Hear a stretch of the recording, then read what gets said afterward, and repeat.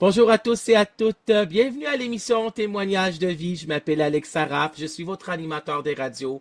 Je suis conférencier. Je suis psychopédagogue de formation et auteur du livre La psychologie pour apprécier l'humain. La vie est belle et simple. Ce sont les gens qui la rendent triste et compliquée, qui a été publié chez Béliveau Éditeur en septembre 2017. À l'émission Témoignages de vie, qui est une émission des radios humaines, ça veut dire centrée sur l'être humain, j'ai le plaisir, le grand bonheur et le grand honneur de recevoir des invités résilients, inspirants et rayonnants. Et aujourd'hui, j'ai le plaisir d'accueillir à l'émission Témoignages de vie Richard Langlois. Bonjour Richard Langlois. Bonjour Alex.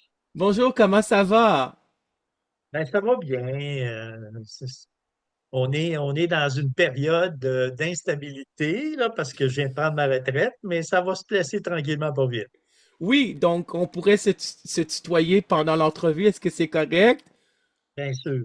Oh, parfait. Donc, comme tu m'avais dit avant que c'était sur Zoom, qu'on s'est parlé sur Zoom avant que cette émission soit enregistrée sur Zoom aujourd'hui, que tu as pris ta retraite en début septembre. Tu viens de prendre ta retraite en septembre 2024. On est présentement début octobre 2024 pendant que cette émission de radio est enregistrée sur Zoom. Cette émission de radio qui est une émission centrée sur l'être humain. C'est une émission qui sera diffusée sur YouTube, sur ma chaîne YouTube, Alex Saraf, auteur animateur des radios. J'invite tout le monde qui écoute cette émission des radios de vous abonner à ma chaîne YouTube, Alex Saraf, auteur animateur des radios, conférencier. Je suis aussi sur deux réseaux sociaux, LinkedIn, Alex Saraf sur LinkedIn, et aussi sur Facebook, Alex Saraf, écrivain. Donc, je mettrai les publicités et aussi cette émission de radio sera diffusée sur les ondes de CKZW, Radio Shalom Montréal 1650 AM et aussi sur Radio Aubéphré, radioaubéphré.com. Et je le souhaite de tout cœur que tous les 100 épisodes de l'émission Témoignages de vie seront diffusés à un moment donné à CJMD 96,9 FM, la radio de Lévis. Et vous pouvez me rejoindre par courriel alexsaraf, ALEXSARRAF, 341-341, gmail.com. Donc, Richard Langlois, je vais te présenter à nos auditeurs et à nos auditrices, et ceux et celles qui vont regarder cette vidéo sur YouTube, là, sur ma chaîne YouTube Alex Saraf, auteur animateur des radios. Donc, Richard Langlois, tu es auteur, tu es conférencier, tu étais, en fin de compte, éditeur du magazine Le Partenaire. Tu viens d'arrêter d'être éditeur.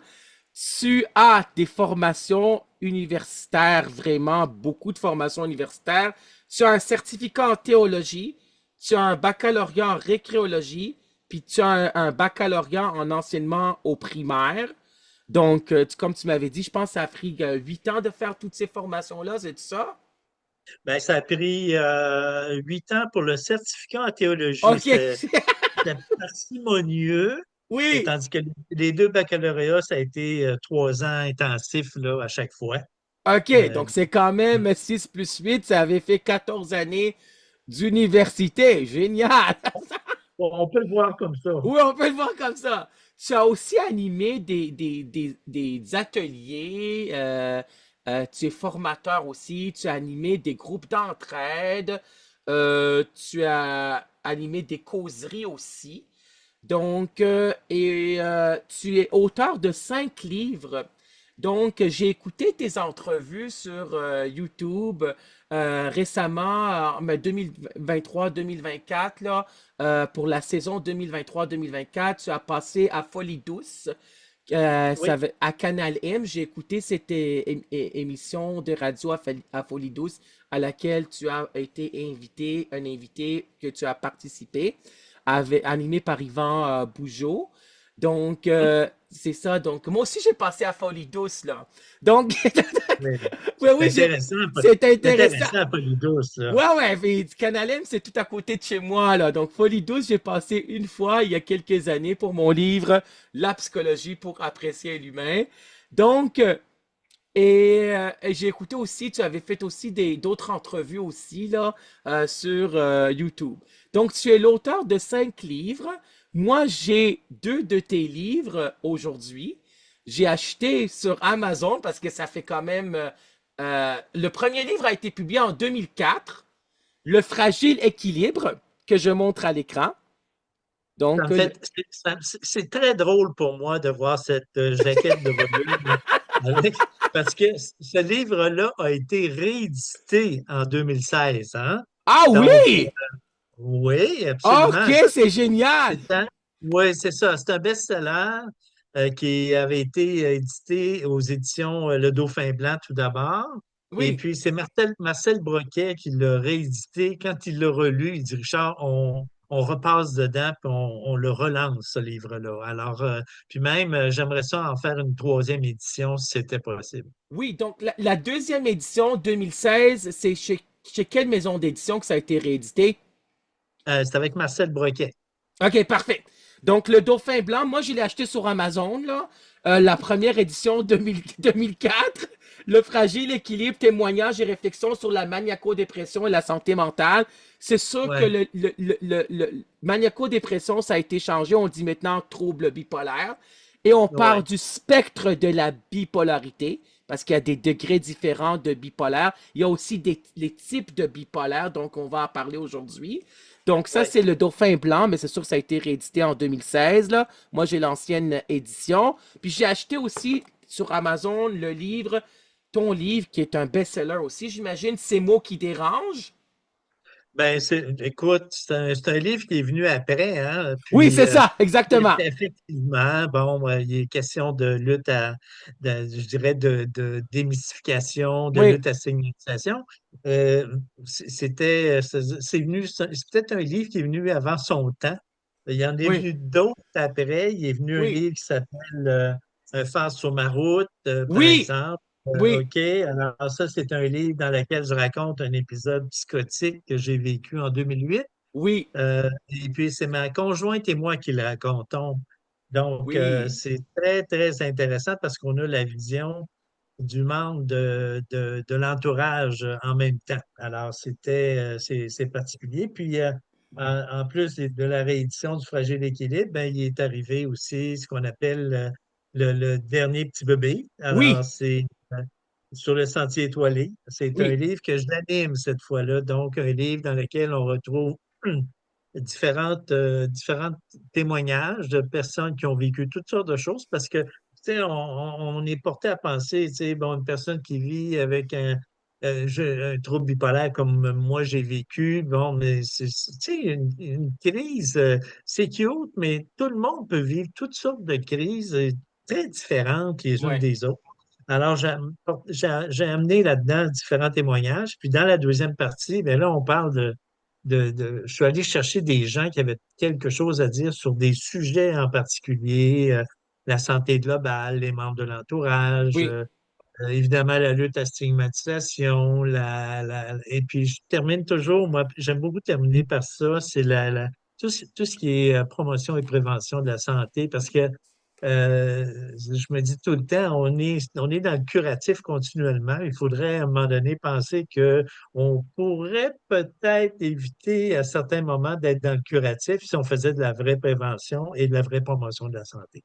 oui, c'est ça. Donc ce dernier livre-là a été publié en 2021. Oui, c'est ça, exactement. Exactement. Ces mots Ouais. qui dérangent, c'est 2000, j'ai celui de 2007. Et le Oui, fragile équilibre 2004, 2004 là, c'est bon, qui a été oui, réédité en 2004, c'est ça. 2016. Oui, c'est ça. Donc, ben, félicitations pour ces beaux livres, les 5 bouquins, là, c'est génial. Vraiment, bravo, là, c'est complètement génial. Donc, on s'est les dit avant que l'entrevue soit enregistrée sur Zoom, que je vais te réinviter une seconde fois à l'émission Témoignage de vie pour parler en fin de compte de ce livre de 2021 là, entre autres. Là. Donc, on fera une première entrevue aujourd'hui, puis une deuxième, une seconde entrevue plus tard à l'émission Témoignage de vie. Donc, on va commencer, comme on dit, par le commencement, par le début. Donc, d'après ce que j'ai lu, d'après ce que j'ai entendu dans tes vidéos, dans tes entrevues sur YouTube.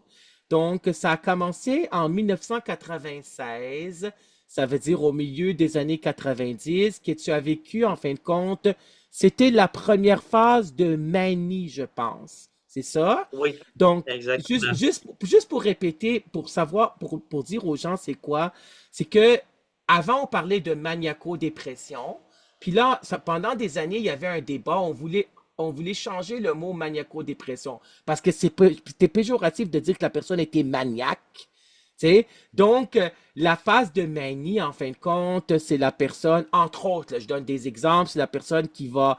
je me rappelle que quand j'étais à l'Université de Montréal, j'avais pris le cours Pathologie, Conception Dynamique avec Christopher Earls.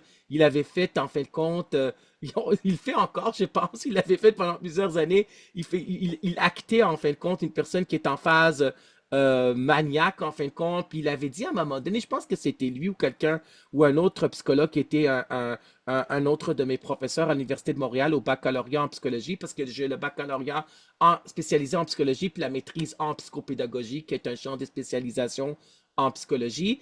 Puis au bac en psychologie, il y avait un de mes professeurs qui disait que à un moment donné, il y avait une femme, je pense, c'est ça, pendant sa phase maniaque, elle achetait des meubles pour 30 000 $ par semaine, mais elle n'allait plus avoir d'argent dans son compte. N'oubliez pas que et la personne aussi signe envers son psychologue, si je mets ma vie en danger, on la vie en danger de l'autre, là, on le sait bien, là, par exemple, que vous allez agir. Donc là, le psychologue avait gelé ses fonds financiers pour ne pas qu'elle soit, en fin de compte, dans la rue, là, qu'elle serait pas capable ou que de survivre à ses besoins, là, que ça va être vraiment difficile pour elle. Là. Donc, en phase maniaque, la personne peut parler sans cesse, ne pas dormir pendant une semaine, plus, etc. Et c'est une phase d'euphorie, d'exaltation, etc. Puis la phase dépressive, hein, c'est la personne qui a des idées suicidaires, qui pleure, qui peut faire une tentative de suicide en fin de compte, qui voit la vie en noir. Donc, c'est des up and down, là. C'est des up puis des down. Donc, Mhm. on donne le lithium au bipolaire parce qu'on dit maintenant bipolarité. Le terme maniaco-dépression, le mot a été changé maniaco-dépression pour bipolarité. Puis on parle du spectre de la bipolarité dans le DSM-5, manuel et diagnostic et statistique des troubles mentaux. Donc, toi, tu avais fait une première phase maniaque en 2000, excuse-moi, en 96. Je vais te laisser raconter ça. Il me semble aussi que tu avais fait euh, un épisode ou des épisodes psychotiques, c'est ça? Puis il y avait une Mhm. dépression majeure en 2008, tu avais reçu